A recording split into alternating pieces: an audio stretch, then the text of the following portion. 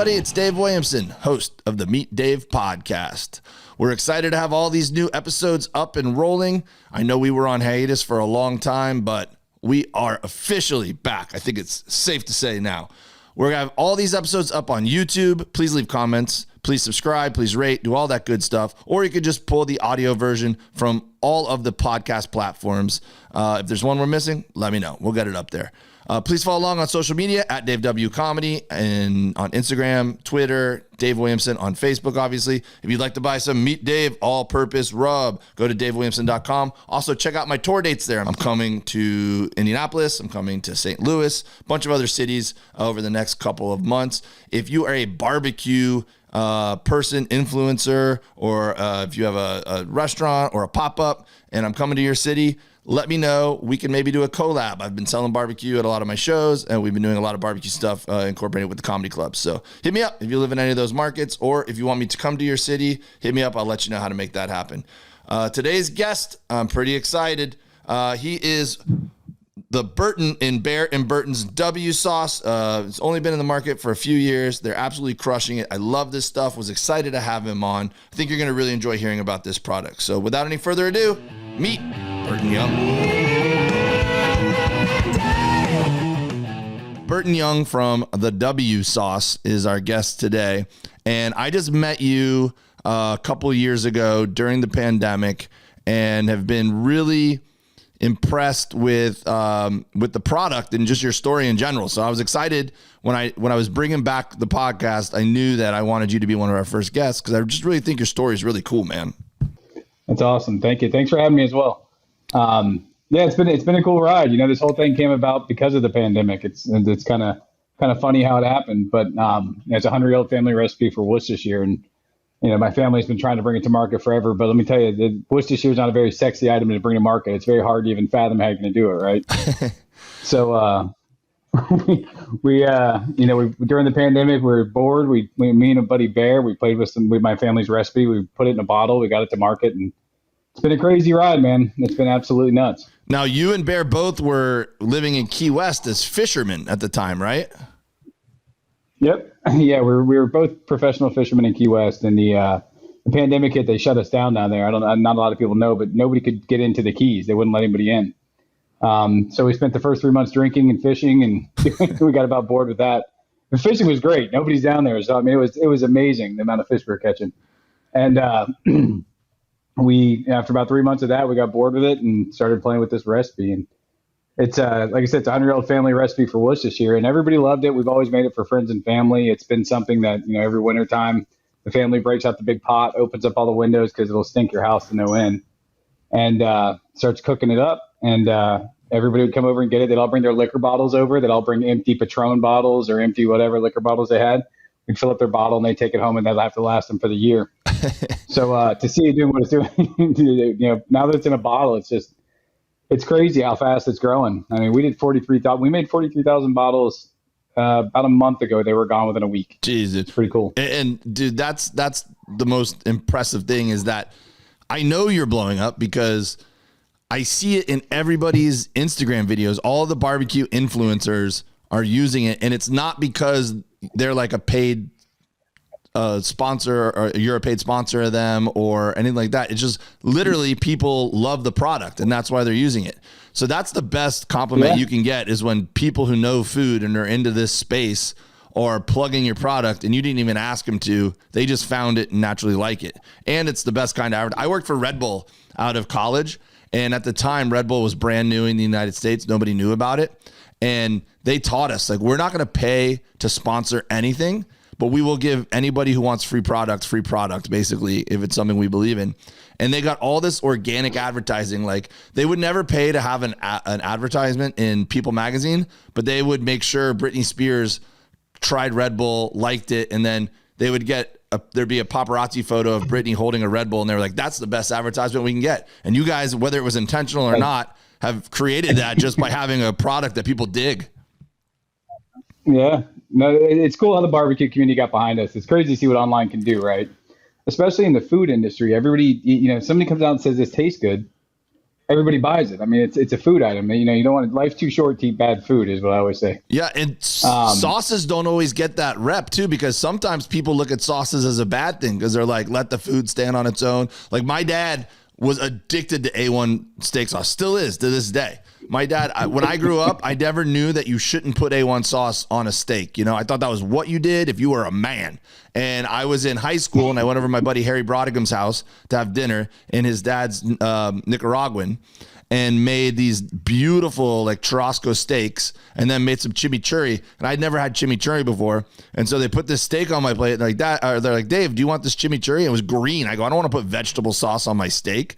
And they're like, no, trust me. And I'm like, no. I go, do you have any A1 sauce? And I swear to you, Mr. Brodigam almost kicked me out of his house. He was like, if you put A1 sauce on my steak, you are never welcome in my house again. And I'm like, pass the chimichurri. And it was awesome, obviously. But the fact that the barbecue community welcomes Worcestershire sauce, which is kind of, you've made a comeback with it, because it's not like people were knocking down the door to get steak sauces of Worcestershire sauce who are barbecue purists, and you've done it. Yeah, it's cool. You know, it's somebody told me a while ago, a guy who worked for Traeger for a long time, who's responsible for part of their marketing. He's like, it's really cool to see. I didn't think a sauce could kind of become like a lifestyle brand. Everybody's talking about it, everybody's using it. You know, it's kind of cool. And it did it. I mean, it is cool. And like I said, Worcestershire is the farthest thing from sexy you can get in the sauce aisle. We buy it because we typically have to add it to a recipe, right? Like a couple drops, and the bottle sits in your fridge and expires out and whatever else. But you know, W sauce, it's a different take on Worcestershire. It's a little bit thicker, better, bigger, bolder, richer. You've had it. Yeah. And it just burns through people's. I have a guy who goes through a bottle a week. It's crazy. Yeah. But in the community, yeah, it's cool to see. But yeah, a lot of people think putting sauce on food ruins it or takes away from the flavor itself. I think W sauce brings a lot of enhancements to steaks. I mean, I did the other day I was in the test kitchen, and I'll have to send you a bottle of it. I made a butter truffle W sauce. Ooh. With butter and truffle in the bottle. That sounds amazing. You can't reverse those two. You can't reverse the words butter and truffle because it becomes an Urban Dictionary issue, truffle butter. But I don't even know what that is, but I believe you. Oh, they got some rap songs about it. But yeah, so we have to call it butter truffle. Or I think we're gonna put a limited run. It's not good. Don't do it. It's not appetizing. Don't look it up. Don't do it. You know you want to now. But yeah, it's good stuff. So I think we're gonna do a limited run of stuff like that. Like, you know, every quarter we're gonna try and release a limited run of some different flavors I work on. We have a XXX, triple hot. We have some other flavors of the Worcestershire coming out. And we got breakfast sauce, which is supposed to be releasing in like 2 weeks, which I'm really excited about. All right, I wasn't sure if you were going to be able to talk. I wasn't sure if you were going to be able to talk about the breakfast sauce, but you gave me some samples of it, and it's good, dude. It's good. It's exciting. It took me. I had to try it a few times to decide what I thought about it, because I was like, this is definitely going to be good on a breakfast burrito and be good even on like. You could put it on French fry or hash browns, instead of ketchup, because it's got if I had to describe it, I'd say it's a mix between your W sauce, salsa, and ketchup, because it's a little tomatoey to me. Does that sound like a good description? Yep, it's a good way to describe it. It's a little bit sweet. It's got a little bit of heat to it, but the one you have, the samples you have had a little bit too much black pepper in them as well. We dialed that down a little bit from what you have in the final product. And the black pepper, I think, it added a good flavor up front, but then kind of got defensive in the back. So I didn't really like. So we dialed that down. But yeah, it's kind of a ketchup base. I don't want to say ketchup base because it's not as sweet as typical ketchup, and it's not as. But it is. We use tomato paste in it. We use cucumbers. We use the datil pepper, which is a star of that sauce. It's a little known pepper, only grows in Florida. So it grows up in St. Augustine, St. Johns County. There's not a lot of sauces out there with it, but every sauce that's ever tried to do it has never been successful because it's called datil sauce, little datil this, datil that, whatever. So we just call it breakfast sauce, and there's just shirts. We got shirts done for it. It's a pretty cool product. Nice. It's going to be fun. Cool, man. I'm an extra large. But so I'll send you some out. I need to send you some truffle butter as well. Yeah, butter truffle. So butter truffle. So you already at the market have the W sauce original. You have Fireshire, right, which is just a spicier version of that, and then you guys have Vegan Shire too, right? Yeah, and the Vegan Shire was brought out more. You know, every event we do, we go, and there's always somebody who's allergic to fish. And I can't eat fish. And there's anchovies and Worcestershire sauce. So I started making batches at home for them, and I just mail them out. I'd be like, here you go, or I take it to shows, and here's a bottle of it. And I had a pull, and so we started doing vegan shire as well. And the only thing it's missing is anchovy. Flavor profile doesn't change that much. And you're talking about all the recipes people use it for sauces and on their food and stuff, but it goes good in Bloody Marys too, right? Yep, Bloody Marys are good with it. And we have a couple Bloody Mary mixes we're going to be bringing to market as soon as we can. It's very tough to bring a Bloody Mary mix to market. You'd be amazed. A lot of the ingredients compound when you're trying to. I want to bore you with sauce talk, but no, that's what we do here. This is sauce talk. This whole episode's going to be sauce talk. When you take a sauce and you make it at home on your kitchen, right, and on your stove, and you try and take that and you try and turn it into a 150-gallon batch, you'll have ingredients that'll start compounding. It gets too hot, it gets too this, it gets too salty, it gets too that, and it's a big process going through what you make in your kitchen to what you can put in a bottle. And then there's all the regulations and laws, and it has to be bottled at a hot temperature, and you got to find the right bottle for it. It's literally sauce. It's a fun business to be in. I never thought I'd be in the sauce business. I came from the fishing industry. Before that, I was in IT, computers, right? And then who's going to get into the sauce business? But yeah, it's tough to take a product from stovetop to market. We don't use preservatives. I refuse to use any preservatives. We keep our labels super clean. If you ever look at our label, there's not a single preservative in it, and that causes other hoops you have to jump through. So yeah, getting the Bloody Mary mix to market has been a pain. I think that we were going one direction. Now we're actually going to be releasing I think first to market's going to be a daddle pickle Bloody Mary, which goes kind of along with the yeah, it's really good. And Smoky Mary will be out right after that. Oh, you're going to have a whole line of Bloody Marys. 3 to start, just classic, daddle pickle, and smoky. Well, you know what else goes... I was saying, you know what else goes good in Bloody Marys? Not just W sauce, but also Meat Dave all-purpose seasoning. Put a little of these together. Rim it with that. Woo! Can't wait for the collab. We got to do a little packet to stick around the bottle and neck of the Bloody Mary of the Meat Dave, so you can actually rim your glass with it. I like it. I am on board. Tampa, right, at your show? We did, and I've been doing that at a lot of comedy clubs when I go around the country. They'll put like a spicy margarita or some version of it on their cocktail menu, and it'll have the Meat Dave rub as the spicy rim. I just did a little video about it on Instagram if people want to go check that out. But yeah, definitely have been trying. And then my buddy, when I first started selling this, I hadn't even thought of it yet. I went to a wedding, and I had a bunch of these with me because I was doing gigs along the way. And in the morning when we went to breakfast, he had made Bloody Marys with my own rub and gave it to me. And I took a sip, and I was like, dude, this is delicious. He goes, it's your rub. I'm like, are you serious? He's like, yeah. I was like, what a cool thing to be surprised by this morning. I never thought about doing it. Yeah, it's good in there. It's great in the Bloody Marys. Not just W sauce. The Meat Dave. The Meat Dave's great stuff. There you go. But yeah, we'll have to do a collab on that. So you're not in Key West anymore. You're up in the Tampa area. And when I was just in Florida, I ran into you. You gave me some samples of the breakfast sauce, and then you were over in Orlando doing a barbecue event there, and Brooke and Brad from the Shed and one of your partners and a couple other guys in the barbecue industry were there doing some sort of a barbecue event. What was that event? What were you guys doing? National Barbecue Association. They do a yearly get together. National Barbecue Association of America. It's an NBA. They do a meetup once a year, and they do it in Orlando. So there's a bunch of guys who have been barbecuing for a long time. Cosmo Q was there. We had a ton of people there. I'm trying to remember everybody's there. If I start naming them, I'll forget somebody and they'll all get mad at me. But yeah, it was a good event. It was pretty cool. I really am sad I missed that show. My wife showed up with the kids, and we couldn't find a sitter, and it was all last minute. And I'll tell you, ever since my wife went to your show, I don't think you were opening at that show, but she loves you. She wants to go see you again. Oh, cool. But we had the kids. We couldn't get over. But yeah, it was anyways, national barbecue event. Learning how to cook brisket, learning how to cook everything, showcasing new sauces. They do a barbecue sauce award. I had no idea there were so many different categories of barbecue sauce. It was an hour and a half calling people up. I felt like I was at the Oscars or something. It was crazy. Did you guys did you guys compete in that? No, we're still too new to really catch on to all this stuff, right? Like we just launched the company. We're not even 2 years old yet. I was doing the math yet. Our first bottles we ever made it's a 2-year expiration, won't be expiring until June. That's crazy. So we're coming up on it. Yeah. But we didn't enter any of the categories. I'm sure we would have. They don't have a Worcestershire sauce category. There's only 2 of us out here. Huh.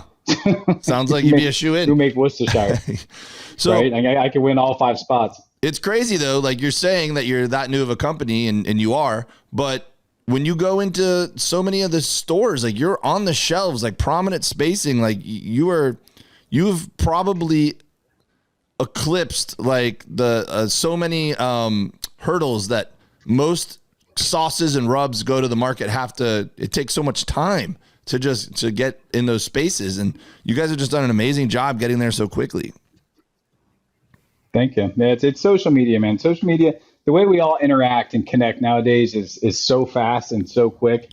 If you come to market with a good product and the right people get a hold of it, it's nuts. I mean, it's humbling. It's really cool to see it happen. You're just like, wow. But I mean, you get up at 5 o'clock in the morning and you're going till 10 o'clock at night trying to keep up with it all. Learn the grocery space and the barbecue space and distribution. It's like where you are out on the West Coast. It's tough to get over there.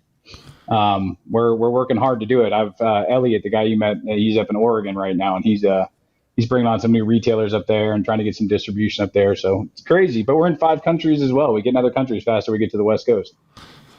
Man, so. Well, if you need West Coast representation, I got your back, buddy. So talk a little bit about yep. you were in the fishing industry, and obviously there's a natural connection where I'm sure you were enjoying cooking fresh fish and into that kind of world. But were you into the barbecue world at all before you started this company? Like, was that something that was on your radar or that you have a background in at all? No, I mean, I have a big green egg, and I can cook on an egg. I can cook on a pellet grill. I a little bit, just over the years growing up, learning different things. I did primarily my diet was seafood and whatnot down in the Keys. I mean, I could roll in off my dock and go drop down 30 feet and bring up hogfish and snapper and grouper. I mean, literally right off my dock. Yeah. So fresh fish wasn't an issue. As long as I had a spear gun, I could just go grocery shopping off my dock. It was great. So it wasn't something, and I didn't know what direction we were going to do. When we started this, we knew we had this Worcestershire, this W sauce, and we knew it was good. Bear and I lucked into meeting a gentleman who owns Rouse's, which is a grocery store chain in Louisiana. At 68 stores. He was down in the Keys. We ran into him. We met him, had an introduction to him. He tasted it. We didn't even have a bottle. We didn't have a label. We didn't have anything. We had it in an empty liquor bottle. And he tasted it. He's like, this stuff is great. He's like, can you bring me a case so I can bring it back to the store? And I'm like, sure. So Bear and I went home. We went to Walgreens Liquor and bought these little pre-mixed cocktails because they came in a bottle we liked. Dumped them out, cleaned them out, bleached them, did whatever, got the labels off, made a fresh batch of sauce, filled all 12 bottles up, found a box they'd fit in, and we bring him this case of sauce with no labels on. And we're like, we promise we'll have a label soon, we'll have this. And he took it back to Louisiana, gave it to his buyer, and said, put this in the store. So our first account was 68 grocery stores. It was literally 500 gallons of sauce, which was our first batch that was coming up, went all to this grocery store. And because of that, then we were introduced to a guy named Justin. He's a Stale Cracker online. I don't know if you know Stale Cracker. He's blonde wig, big glasses, great dude. Actually, really good dude. Philanthropic. Wait, that's a wig? Did I say that? Maybe I'm not supposed to call that out. But he used it on camera, and I'm driving through Almirada coming up to visit my kids, and my phone just started ding, ding, ding, ding, and I'm going, what? Where are all these sales coming from? I think we did $12,000 in sales that day, and just online. It was crazy. Ooh. And then I got the grocery stores moving, and then Bear, my partner, he's good friends with Matt Pittman, and got Matt a bottle. Matt loved it, so he used it in the video, and it just became crazy after that. A lot of people got to try it. A lot of people liked it. And like I said, the power of social media nowadays, if you have a good product and it gets in the right hand, it was just luck. I mean, I didn't know Donnie Rouse. I didn't know Justin, Stale Cracker. I didn't know any of them. And it really just cascaded on. I got to meet you, and I met great people along the way who have just given us a real hand in this business. And Yeah, but I don't know. It's great to see. It's cool because it's not, when you say the power of social media, it's not your social media, because you guys barely have a social media, an Instagram account. We had 20,000 followers and it got hacked. That's a nightmare. That's what I'm saying. So what's your guys' account that you're using now? Let me look. W Sauce Official. With some underscores in there, right? It's Nope. Just W Sauce. Just W Sauce. All right. Let me make sure, because there's some imposters out there. All right, here it is. Yeah. W Sauce Official. That's it. Just straight up. W Sauce Official. Make sure you guys follow and support. It looks like this. If anyone can. All right. I don't know if I can see it with the lights. But yeah, I know you guys had some hack issues. That's why I made that joke. But it's truly just people. It's their Instagram who people who like the product and are pumping you guys up. So that's how I got into this space as well, man. Is that I grew up in Florida, and my family and I were very big fishermen and loved to go spearfishing. And so I grew up watching my dad and my uncle when we'd go on these fishing trips. They were the cooks. So they would, and if we caught like an amberjack or something, they would smoke it or make fish dip or something along those lines. And so that was my first introduction to smoking. That was my first introduction to saying, oh, men can like to cook, men can be the people who cook the meals or whatever. Because, when I was at home, my mom would cook all the meals. And then when we go on these trips or we do any sort of fish or beef, and, my Uncle John and my dad and Bo Weber and all their friends, they'd be there manning the grill and manning the smoker. And then when I got older and lived in Alabama and North Carolina, I started learning about beef and pork, not just fish and seafood. Seafood, the way we do it down here in Florida. Yeah. But yeah. So it's yeah. Apart from the recipes, I also see a lot of people in those videos, they use it as a binder, which is great for you because they probably use a ton of it as a binder. If they're putting it on a brisket or something, then that's a lot of W sauce. So they need a new bottle quickly. It's a lot of Yep. Yeah, they use it as a binder. It's great as a steak sauce by itself. A lot of people are just using it as a binder.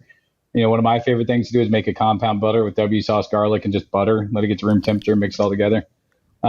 There's so many different uses for it, really. I mean, Bloody Marys, they're great Marys. We've got a lot of people doing Marys with them. But yeah, as a binder, I think Matt Pittman did it first, and ever since then, it's become the binder. That's a good space to be in, buddy. I know that. Yeah, and they've been winning. There actually people have been winning the Steak Cook-Off Association championships. I think the last one was won with W sauce. We got a couple people in the world Cook-Off this week in Dallas that are using it as binder. We'll see if it wins. It's kind of cool to see it going. Yep, I think as of the time of this recording, I think the SCA championships are going on right now in Texas, and definitely 2 days this week though, right? Yep. Yeah, it goes on this week. Yep. Oh yeah, the time of the recording. Yeah. Yep. So we'll have to see. It's going on this week up there. So we'll have to see. Maybe a W sauce utilized entrant will be the big winner. But I can see where obviously the steak associations would be a natural fit for you guys for sure. Yeah. It's funny. I didn't even know what the SCA was before we got into this, and now I've been at multiple SCA events. I mean, Brad at the Shed, a month and a half ago, 2 months ago, that was a big SCA cook-off. Yep. Just the Shed over in Ocean Springs, Mississippi. That place is great. You've been there, haven't you? I haven't been yet. I got to hang out with Brad last week, thanks to you, and we've texted a few times. I was going to try to go next week actually because I was going to try to pick up a Louisiana gig, and but I'm going to make it there for sure at some point. I'm dying to go. Yeah, it's a cool place. It's kind of it's a destination spot for barbecue, and it's got a lot of story to it. It's got a lot of really cool things going on. It's funny. I mean, I don't think there's probably, it's a cool place. But yeah, definitely check it out if you get a chance. Well, I'm going to go check it out because I'm thinking it might be a good spot for me to record an album at some point. Go in there and shoot a special. Yeah, well, let me know. I'll come up for that. That'd be cool. Hell yeah. I'll definitely fly in for that. So speaking of mutual friends too, I know that our buddy Mel up in Canada comes down and hangs out with you from time to time. And I just got to hang out with him up in Edmonton. And man, he is a trip and a half, that guy. He is. He's awesome. He's a good dude. He uses W sauce and everything. He came down here and stayed. I don't know. He just stayed. I guess it was about a month or two ago. He was down here for 4 days. I got him an Airbnb right down the street from my house, and it was a great 4 days. It was funny. Yeah. So he flew. Go ahead. Sorry. No, go ahead. I was going to say, yeah, he flew when I was doing shows in Winnipeg a few months back. He flew in for the weekend, and we hung out, and we borrowed some smokers from a local barbecue store. And when my show was done, all week long, I was advertising we're going to do a pop-up in the Comedy Club parking lot on Saturday at noon.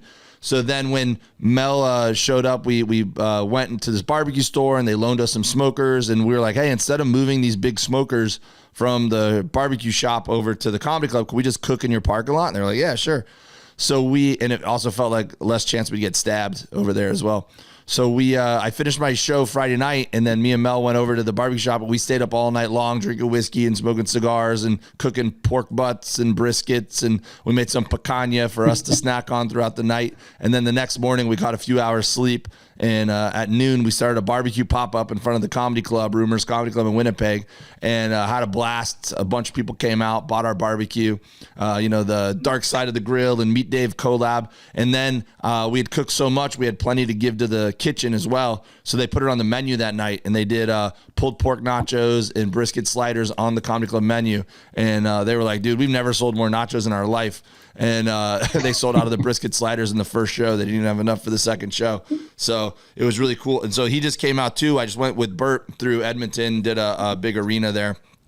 And so him and his buddy Justin Renfro came out. Justin Renfro's a football player who played at the University of Miami, NFL for a few years, and now he's been playing up at the Canadian Football League, and he's gotten into barbecue. I need to have him on the podcast as well. And so anyways, those guys came out and cooked a bunch of food for us. It was a big spread, and it was always good to see him. But we talked about you when we were there. Yeah, he's got a good hot sauce out too. Have you tried his hot sauce? I have. Yeah, his sauce is legit. He does it through Heartbeat hot sauce, and it's Dark Side of the Grill hot sauce. And I think he's got some truffle in his as well, doesn't he? I think he does. I think he does. But his picanha is, it's fantastic. Yeah, and he made this sausage last week for us. That was insane. What is it? Atatui? Is that what you call it? Unreal. Some of the best sausage I've ever had in my life.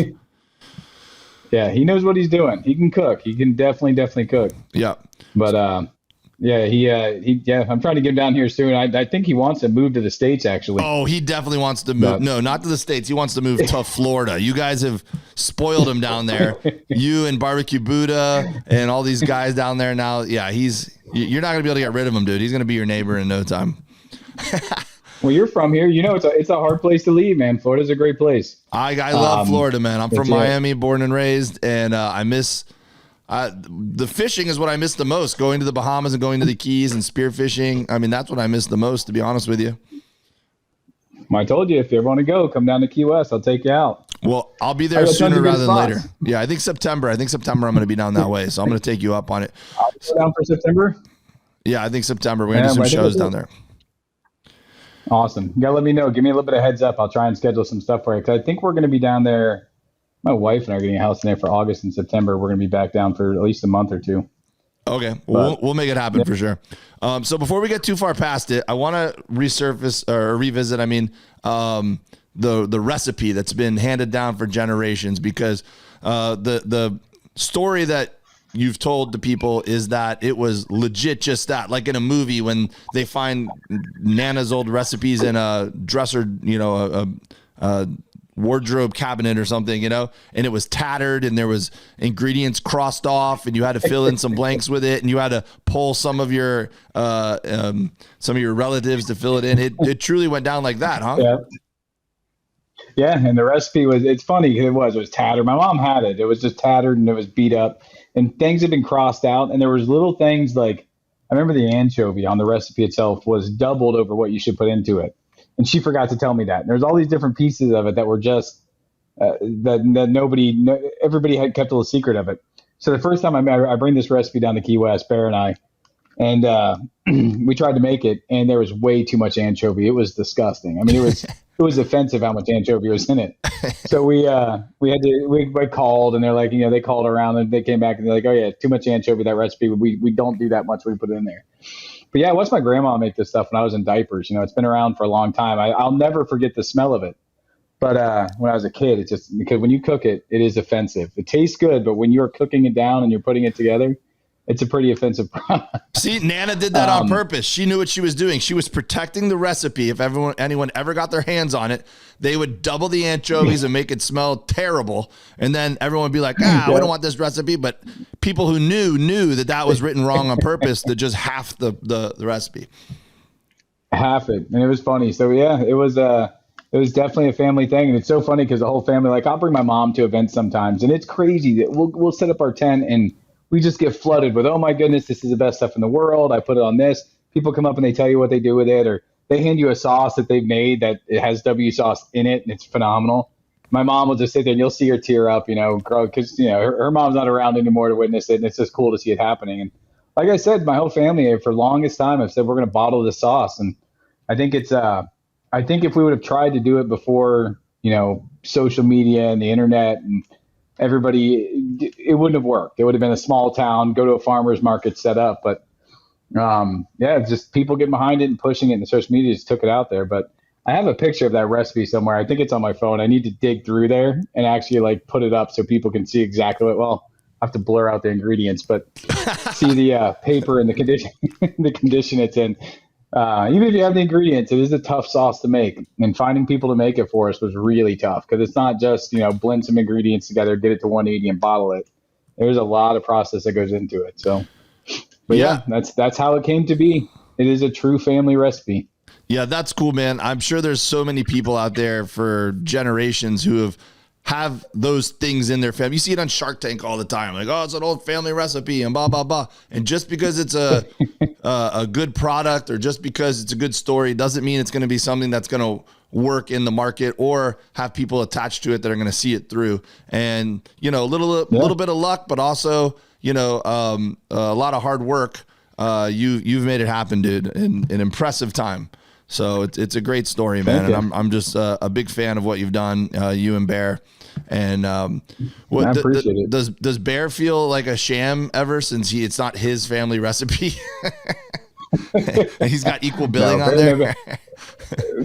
He's got equal billing. He, without him sitting there telling me we needed to bottle the stuff over and over again, I never would have done it. There you go. I never thought, like I said, Worcestershire is not sexy. It's not like, man, one day I'm gonna be like Worcestershire. Nobody ever says that, right? Nobody can even say Worcestershire, so you're not gonna say that. But Worcestershire sauce can be Worcestershire sauce can be sexy if you mix it up a little bit with maybe a little truffle butter. Little butter truffle. Yeah, you can make it sexy. Butter truffle. Can't say truffle, but I called my buddy up. I go, truffle butter, and the guy you met. And he goes, go look up Urban Dictionary what that means. And I did. I'm like, all right, butter truffle W sauce. That's going to have to be what it is. All right, I'm looking it up.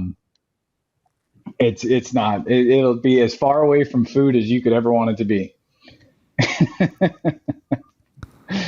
from a Nicki Minaj and we song. Yep. And we actually use real truffle. Like a lot of these companies out there who are making truffle ingredients are using truffle oil. And to me, truffle oil has a rancid flavor to it. So we actually use truffle, which is hard to get the flavor to come out. No, boy, speaking of getting the flavor out, truffle butter is...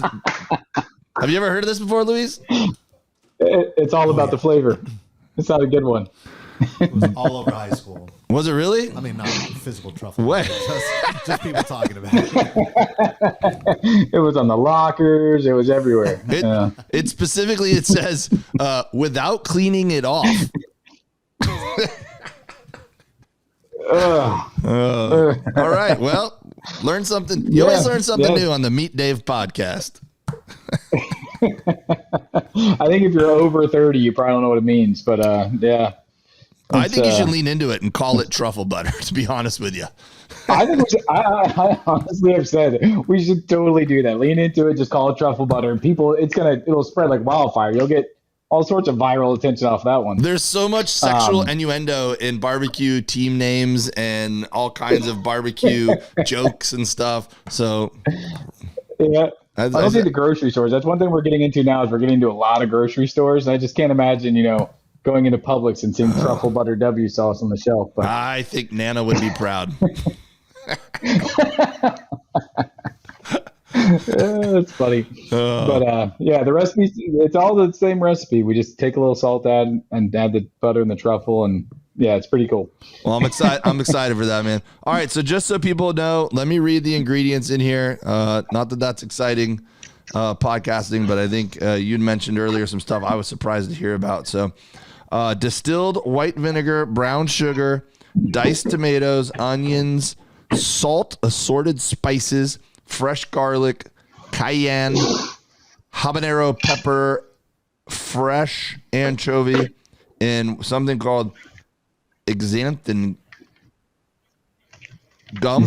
Gum. All right. Thought we were getting back to the truffle butter thing there for a second. I had to look closely. And then xanthan gum is the only thing that. Oh, go ahead. No, it's okay. And then it says contains anchovy as just like another warning.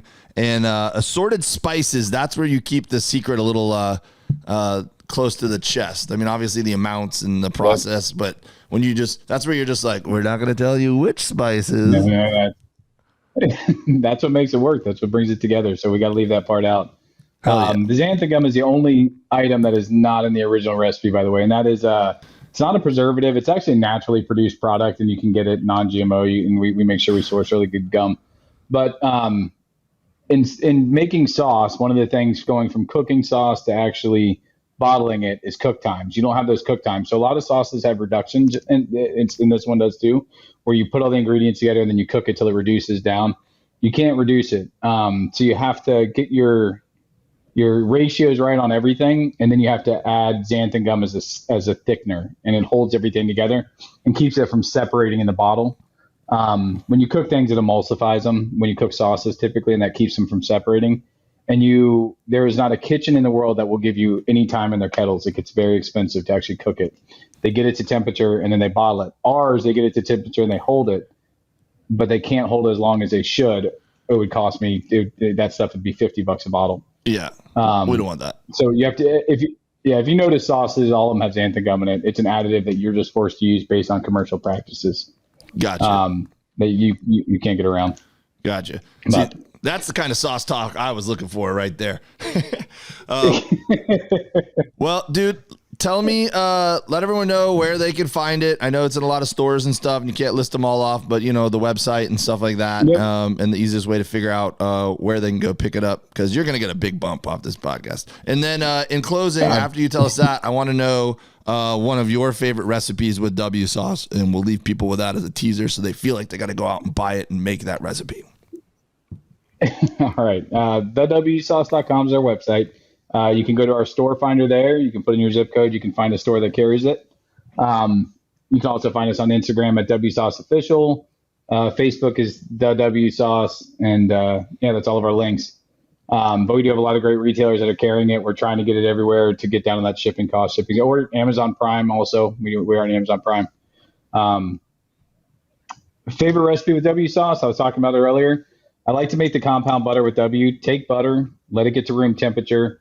However many cloves of garlic you want to put over it. I typically do 2 or 3. My mom will do 1. Some people like 1 clove of garlic. Press it through a garlic press, throw it on top of the butter. Once the butter's at room temperature, pour in W sauce and keep mixing it until you see the butter start to pull up. The W sauce will start to pull up eventually. That's when you know you have enough in there. You can take that, you can put it inside of a Tupperware container, put it in your fridge. Anytime a steak comes off the grill, a burger comes off the grill, put that on top of it and let it soak in. You can saute asparagus in it, saute broccoli in it. It's fantastic. I've even sauteed shrimp in it, and it's really good. But that compound butter with W sauce, there's something about the flavors that come together, the sweetness of the butter and the flavors that are in the W sauce, the garlic in there. It's fantastic. I've even had people use it as a wing sauce. You can do that gives you a lot of different uses for it, right? And then my other second favorite is crab cakes with W sauce in them. Make crab cake Benedict the next morning, then you put breakfast sauce on top. But can't wait for this breakfast it's a complex sauce. Recipe. Heck dude, yeah, the new. I'll get you bottles out. I'll get you a shirt out too if you want to send me your address. I'll get one of those in the mail to you as well, and some butter truffle. Love it. Can't wait. All right, brother. Well, I appreciate you, man. Everyone should go get a bottle of W sauce. Try it out. It really is delicious. I only say that about things I actually believe that about. Pairs well with the Meat Dave all-purpose seasoning. And if you're having a hard time finding W sauce anywhere, just message me and I'll send you the links and the information on where you can get it. Make sure that you follow them, W Sauce Official on Instagram.